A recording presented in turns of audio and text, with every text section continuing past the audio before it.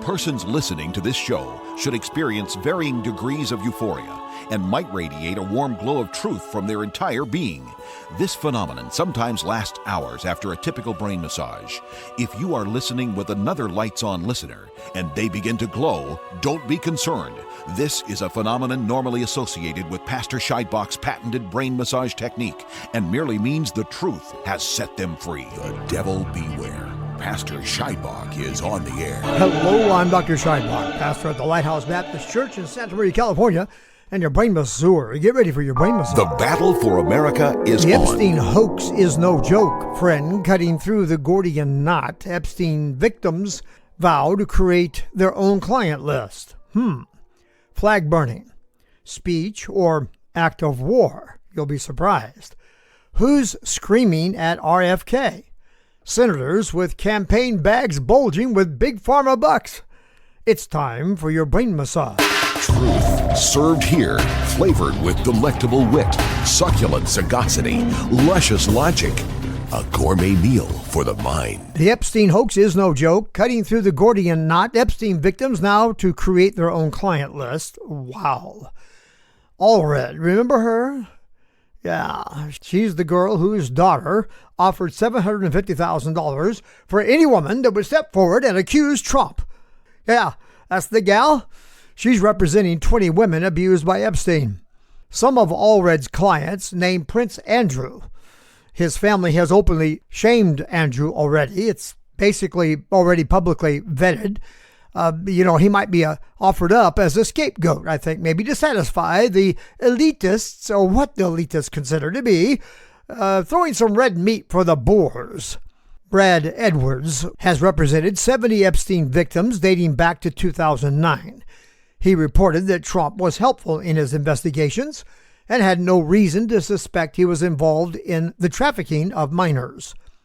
Quote, "The only thing I can say about President Trump is that he is the only person who in 2009, when I served a lot of subpoenas on a lot of people, at least gave notice to some pretty connected people that I wanted to talk to them. He is the only person who picked up the phone and said, 'Let's talk. I'll give you as much time as you want.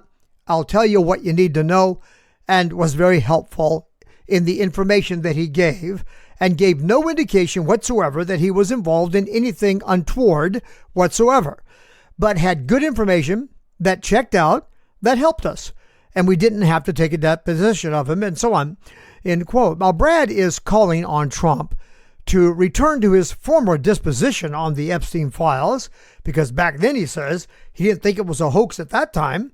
He expresses confusion over why Trump changed his position regarding the full and complete release of the Epstein files. Well, has he?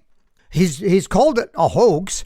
He has given it that characterization, but he hasn't blocked release of the information.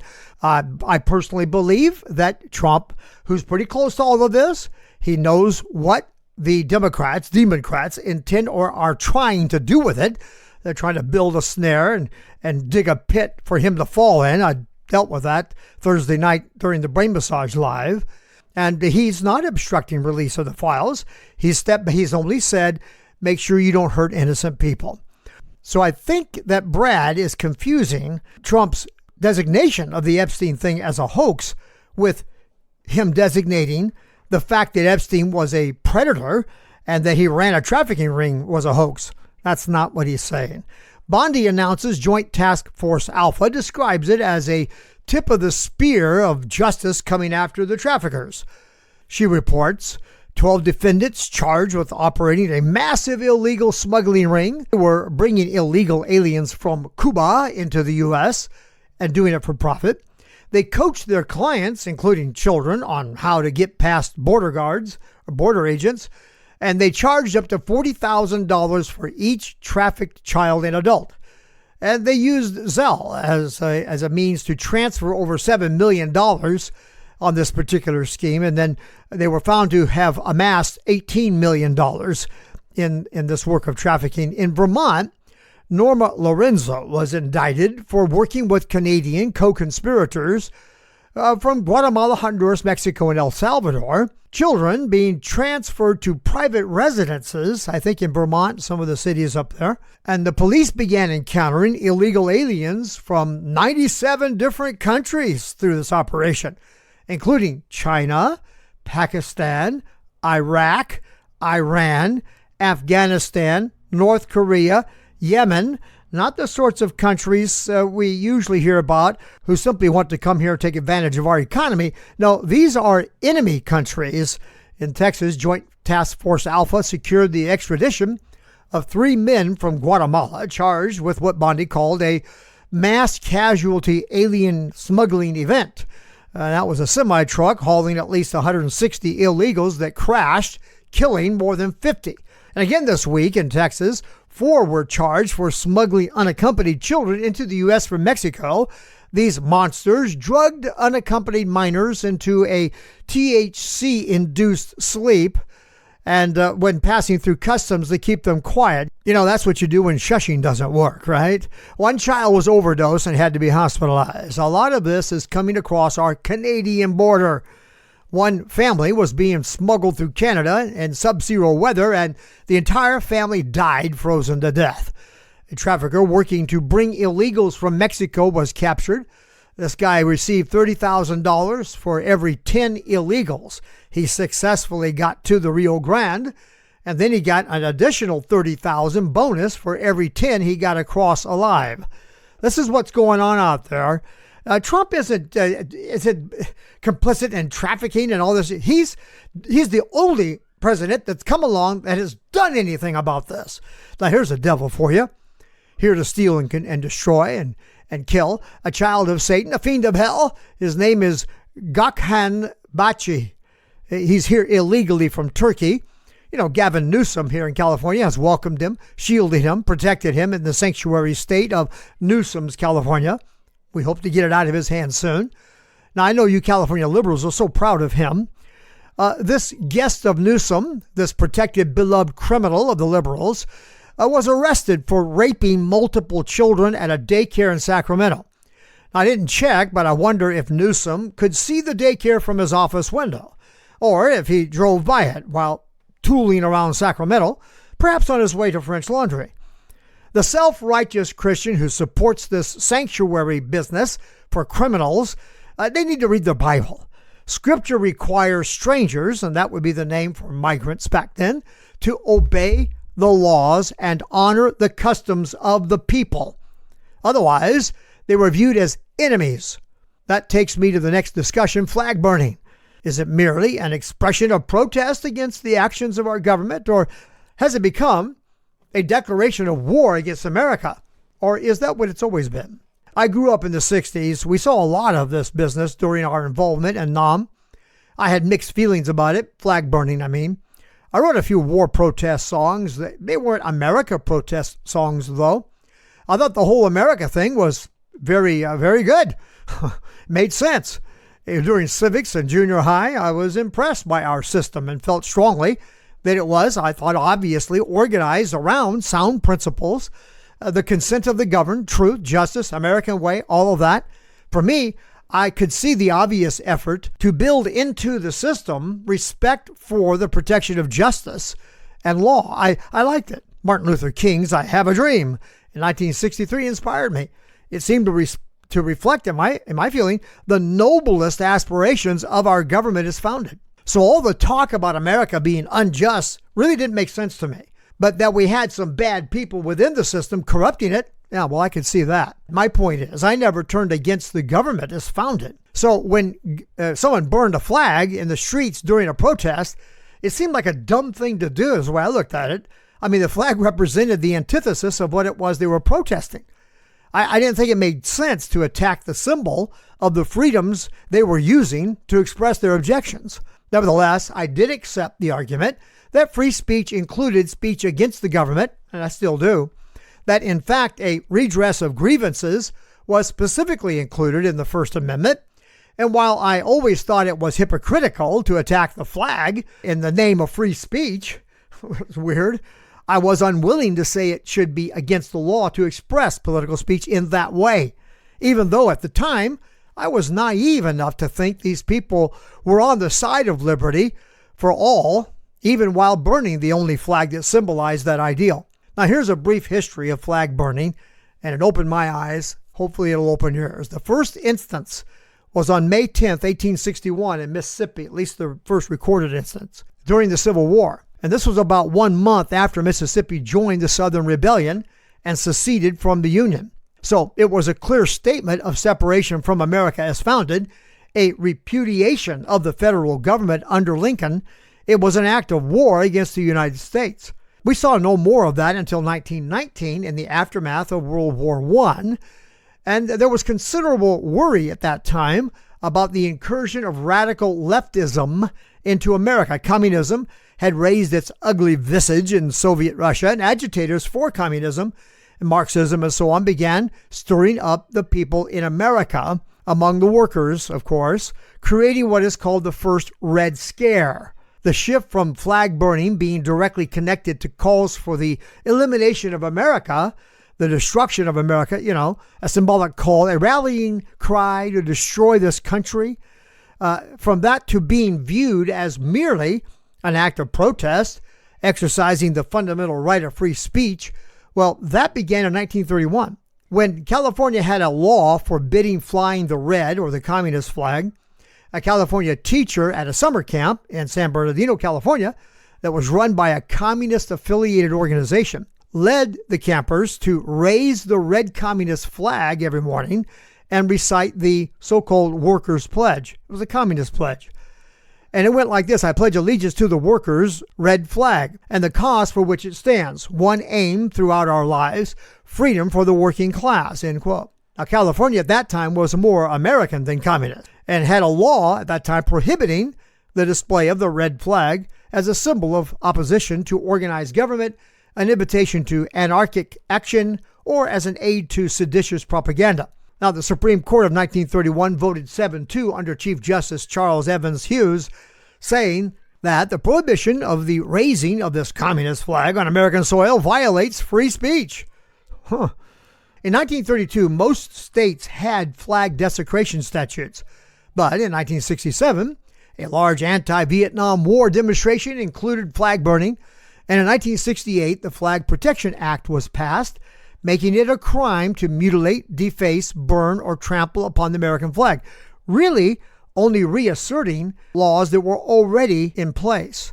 In 1969, some American war hero named Sidney Street burned the flag that covered his father-in-law's casket, a war hero, and he burned it in protest against the killing of the civil rights leader James Meredith.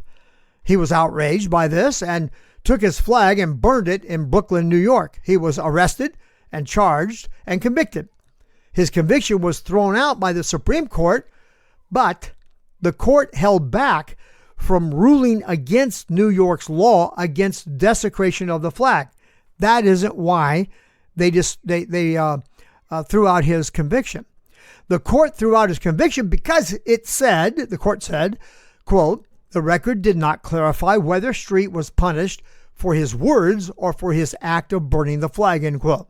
You see, his words were protected free speech, and since the conviction did not distinguish between his words and the action of burning the flag, the court overruled his conviction. So, that's the history, friend. The historical background of flag burning is directly connected with the insurrectionist spirit, communists, anarchists, people who hate America. It has never been merely an expression of political opposition to some policy. Its first instance was an expression of a call to war against the United States. In the second instance, it was connected with the communist flag being raised up against the U.S. flag. The anti-war demonstrations that included flag burning were likely instigated by communists, I heard that often back then, but carried out by many who thought, perhaps, they were protesting the war, not understanding that, as ill-advised as was that war, it was a war against communist aggression, and the burning of the American flag took the wrong side of that issue. I've come to believe the flag burning thing has always been driven by the spirit of hatred for America. Funny how many are up in arms about Trump signing this executive order against flag burning as if it's somehow against the law. when in fact, it's the law of the land. Hold on, my friends, to the break. I'll be right back. Most believe Satan owns the world and has the right to rule it. They think Christians should leave politics to unbelievers, that believers have no place in government. Well, Christians, how's that working for you? You see, the fact is Satan has fed you a lie. Satan depends on Christians staying in the dark about the fact that Jesus Christ defeated him, and Satan has no right to rule 1 square inch of territory on this planet. Learn the truth. It will set you free. Go to God'sWar2020.com. The devil beware. Pastor Scheidbach is on the air. Hello and welcome back. I'm Dr. Jerry Scheidbach, pastor at the Lighthouse, your brain masseur, and Paul Revere's lantern lighter. Lighting the lamps in the church belfry arch, signaling the enemies on the march, an enemy that would steal from us our liberties. Senator Tim Kaine, quote, the notion that rights don't come from laws or the government, but come from the Creator, that's what the Iranian government believes. The statement that our rights do not come from laws or government is extremely troubling, end quote, says every tyrant. Does the Islamic view of divine rights, if they even have one articulated anywhere, does it equate to a Christian's perspective of inalienable rights? You've got to be kidding me. This same character later in this tirade here warns us that Islam persecutes every other religion, and anyone who objects to or resists the rule of Islam. Well, you got that part right. There is no notion of inalienable rights from God in Islam. The idea in that religion is that their God, Allah, commands them to impose his rule over the souls of all mankind. Islam does not recognize a divine right of individual autonomy, liberty of the soul, freedom of religion, and so on, or speech, or any sort of inalienable right to bear arms, none of that. Islam teaches it is the responsibility of every Muslim to coerce all mankind to bow to Allah and to acknowledge the rule of Muhammad as prophet. Though they would rather you do it willingly, but if you don't, well, we have other options. You can become a slave to a Muslim, or if you don't like that, we can just kill you. Christianity declares the command of God to all men everywhere to repent and to believe on Jesus Christ, and that Jesus Christ is King and indeed the Archon, the Prince over all the kings of the world, that his kingdom is above every other kingdom. True, but Christians are strictly forbidden to use the sword of civil judgment, Romans 13:1-6, to compel the faith or religious expression of any person on the basis that every person, Christian or non-Christian, has the inalienable right of consent to Christ, soul liberty, to choose to repent and believe or to rebel and refuse to believe. Christianity does not compel the soul of any man through coercion to receive Christ. That's an old Catholic sin that was corrected in the Reformation, or at least they made a run at it. We don't even believe in any nonsense about the divine right of kings like the Catholics did. We know the truth will make you free, and where the Spirit of the Lord is, there's liberty. So we preach the truth under the empowering of the Holy Spirit of Christ. But we do not pass laws that require anyone to believe or attend church or read their Bible or pray. Those questions are left between the soul of man and his Creator. You had best pray, friend. Even if you're not a praying man, you'd best pray that idiots like this Democrat Tim Kaine never convince you or this country that your rights are in his power, that your rights come to you from men like him and from their laws. Your rights come from the one true God, and no man can separate you from your inalienable right to life, liberty, and the pursuit of happiness. No man can take away or separate you from your right to free speech, freedom of your faith, or any of the rights articulated in the first 10 amendments of our Constitution.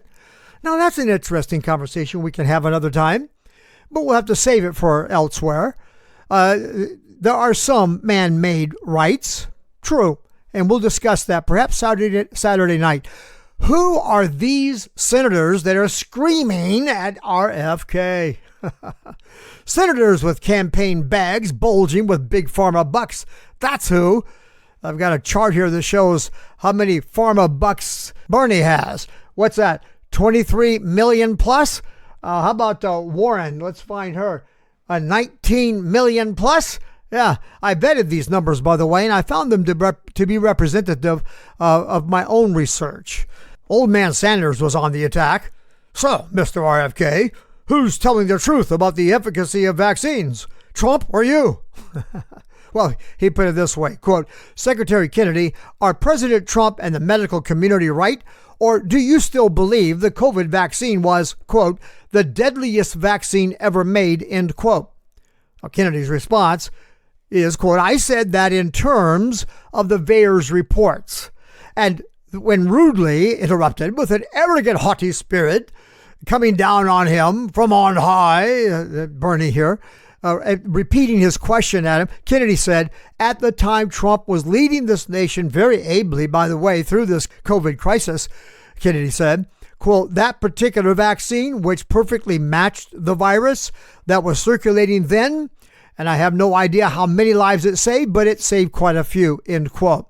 The facts show that during the period following Trump's first term, several boosters were released. This was when the VAERS reports began to become, well, worrisome to say the least, and fulfilled the expectations of some virologists, very highly respected and rated virologists who were canceled by the left, showing that not only were the vaccines causing injuries and death, but also that they were ineffective in stopping the spread. In fact, could exacerbate that. And those who received the vaccine, it turns out, the boosters and so on, were more likely to get sick than those who refused the jabs. Well, that's just facts, friend. Every senator who received significant donations connected with Big Pharma attacked RFK like rabid dogs. They must be forced to recuse themselves from voting on health policy that affects the interests of the companies that paid their campaigns. Pocahontas Warren launched on RFK. She attacked him right off the starting line with angry, aggressive tone and manner.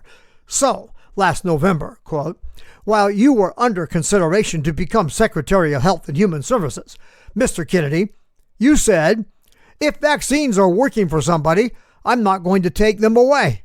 No exceptions, no ifs and buts and so on. You would not take away vaccines from anyone who wanted them. Then, last week, she went on to say, you announced that the COVID-19 vaccine is no longer approved for healthy people under the age of 65. In announcing the change, you said the vaccine will be available for anyone who wants it. Now, obviously, both things can't be true at the same moment, end quote. Really? Are you that, oh, help me, Father. Both things can be true at the same moment. You see, it's like a democrat to assume the government recommendations and so on are mandates, laws. What else can explain this? RFK said anyone who wants one can have one. And by the way, the HHS or its FDA department has no power to legislate. It can't enforce its recommendations. It is perfectly consistent with the position of these departments to say we don't recommend the shot for healthy people under 65 and at the same time say anyone who wants one can have one. When someone argues irrationally like this with anger and emotions out of control, you know it's about something else. It's about the money thing. They want to have their hands in the money pool. RFK is closing in on their racket and it's rattling their cage. Practically screaming, Pocahontas said, she's on the warpath, you are putting American babies' health at risk, American seniors' health at risk, all Americans' health at risk, and you should resign, end quote. Hey, your war paint is showing. Cool the political rhetoric and get real and honest. Admit that, first of all, that you don't know half as much about this as RFK does. You have not done the research he has done, nor are you immersed in the subject as he is. You would do well to shut up and listen for once in your life, you windbag. Calm down. Everybody, all experienced brain massage listeners know better than to accuse me of just name calling. Shut up is a perfectly appropriate retort to her insulting rant, and windbag is perfectly descriptive of her display of rage. Nothing but a bag of wind. The difference between you and RFK, Pocahontas, extends to one more thing. He is not in the pocket of Pfizer or Moderna or any of them. You are. And so is Bernie. And old Bernie, he gets all hot and self-righteous and flailing about with his arms. Man, this guy's on fire. I mean, literally screaming at everyone in the room about being corrupt. You're corrupt, and you're corrupt, and you're corrupt, and you've taken... He says, just trying to deflect. You talk about deflection. Should be used in psychology classes. And RFK says, I don't know what you're talking about. And Bernie says, yes, you do. You know what I'm talking about. And Bernie's in full meltdown. It might be time for Bernie and Pocahontas to step down. Here's a report put together by Cheryl Atkinson back in 2006. Yeah, listen and learn how long this kind of nonsense has been going on. She reported that over a 20-year period, and that would be from 1980 to 2001, flu shots for seniors were heavily promoted and their use increased from 15% to 65% by 2001. The promotional angle was the expectation of reducing deaths among seniors. But the opposite occurred. Seniors' death rate increased. So, enter Fauci. The NIH did a study attempting to find other factors that might have caused the increase in senior deaths. But no matter how they crunched the numbers, Atkinson says it came out the same. The shots did not reduce senior deaths. So NIH refused to allow its researchers to be interviewed by Atkinson. So she hunted down one of the researchers not employed by NIH, Dr. Tom Reichert. He testified that the researchers discovered they had incendiary materials, end quote, and they didn't explain what that means, I'm not sure. He testified that they expected to discover the vaccinations had been helpful. He said the team was astonished to discover the vaccines did not help reduce senior deaths. He said not only did they not find vaccine helpful in America to reduce senior deaths after multiple efforts, but they also looked at other countries and found the same result. Vaccines were not efficacious to reduce overall deaths. Now, for the absurd conclusion out of that, Atkinson says effectively that it's been decided, hey, we see that the shot does not reduce deaths among seniors. So what we'll try next is to give the shot to all the kids so they won't give the flu to seniors. Unbelievable. I had no idea this sort of inane and evil thinking. Profit. What a bunch of greedy people. Just thinking of a way to capitalize on a bad report and then even make more money on it. How wicked, how evil, how vile these people are. And by the way, Atkinson reported for CBS. I've lit the lamps at Church Belfry Arch. You let me know you see they're on. You can call me by dialing 1-805-314-2114. That's 1-805-314-2114. Or you can go to brainmassage.net and send me an email, brainmassage.net. Have access to all kinds of brain massages.